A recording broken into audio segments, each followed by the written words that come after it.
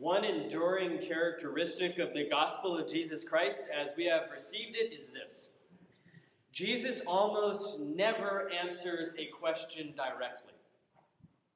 If you examine the way he responds to questions, you realize he answers the questions he wished people would ask him, not the ones they actually do.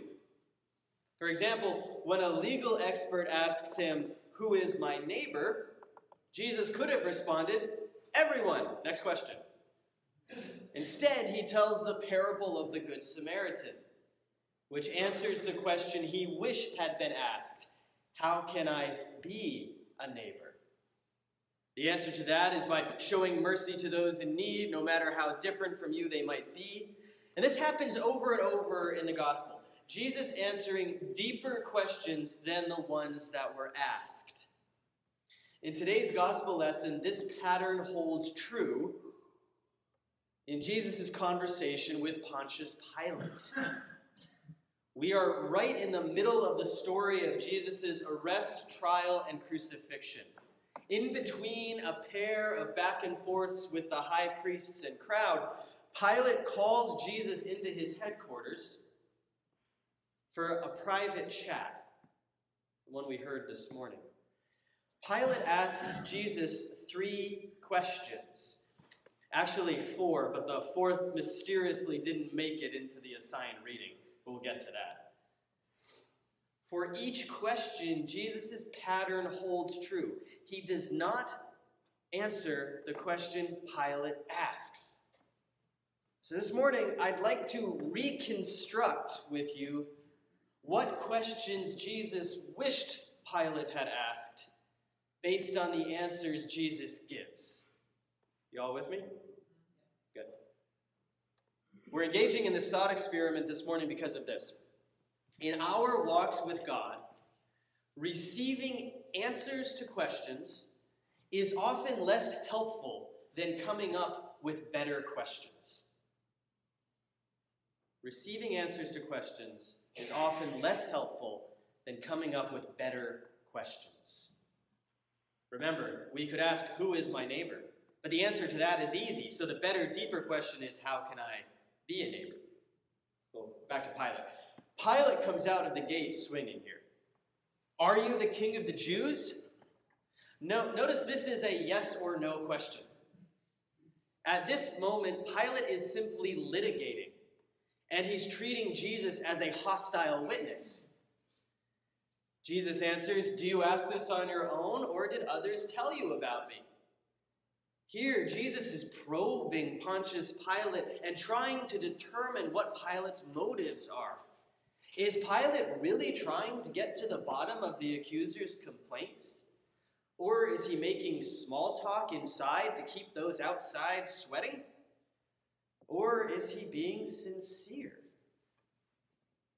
Jesus is wondering what Pilate has heard about him, wondering what preconceptions this governor of the Roman occupation has of him. I think the question Jesus wished Pilate had asked would have been more open-ended. Not, "Are you the king of the Jews?" Not a yes-no question, but a simple, "Who are you?" And if Pilate had asked Jesus that, Jesus could have responded the way he has been the whole gospel. "Who are you? I am. I am the bread of life. I am the light of the world. I am the good shepherd. I am the vine. And you, Pontius Pilate, yes, even you, could be one of the branches." But Pilate didn't ask that. And the conversation keeps going. "Your own nation and the chief priests have handed you over to me. What have you done?" In other words, why did they arrest you? But Jesus responds with a sort of diplomatic immunity. "My kingdom is not from this world. If my kingdom were from this world, my followers would be fighting to keep me from being handed over to the Jews. But as it is, my kingdom is not from here." You can see the pattern, for this in no way answers Pilate's question. So what question does Jesus wish Pilate had asked? I think there are 2 embedded in Jesus' response. First, Where are you from? My kingdom is not from this world. Where are you from? The gospel sheds light on this one.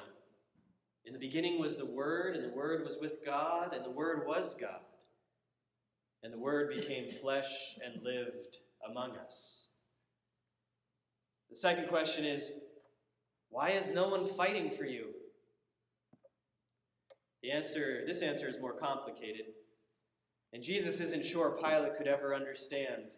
Not someone who is so ensconced in the Roman war machine. No one is fighting for me, says Jesus, because meeting violence with violence is not the way. My kingdom is not one of violence, but one of love and truth.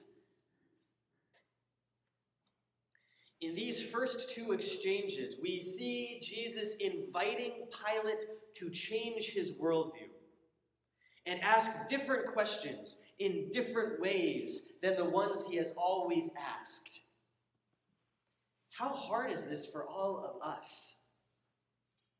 We get so confirmed in our viewpoints, and defending them at all costs somehow becomes our priority. We tend to saturate ourselves with information that solidifies what we already think, when we could be seeking out new input to broaden our understanding. And this is what Jesus is trying to get Pilate to do. Jesus' response to Pilate's third question shows this broadening agenda of Jesus. Pilate asks, "So you are a king?" In this query, we can perhaps hear a bit of genuine confusion, which is a great place to begin the process of broadening. Jesus sees the opening and pounces. "You say that I'm a king. For this I was born, and for this I came into the world, to testify to the truth. Everyone who belongs to the truth listens to my voice." Whoa. Here, the question Jesus wishes Pilate had asked is this: why did you come to this world? Why did you come to this world? And Jesus responds, to bear witness to the truth. Why? Jesus answered this one earlier in the gospel. You will know the truth, and the truth will set you free. You guys know that one. Jesus brings the truth, and the truth brings freedom. And Jesus speaks this word directly to the face of his people's oppressor. In just one short conversation, Jesus tries to move Pontius Pilate away from the litigation of his office and toward the greater freedom of one embracing the truth of God's reign.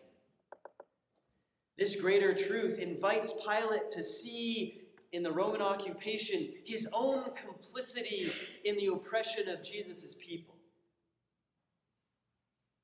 Does Pilate go there? Almost. He asks Jesus one more question, which our reading skipped today. After Jesus speaks about testifying to the truth, Pilate asks what I think is the most honest and broadening question in the entire gospel.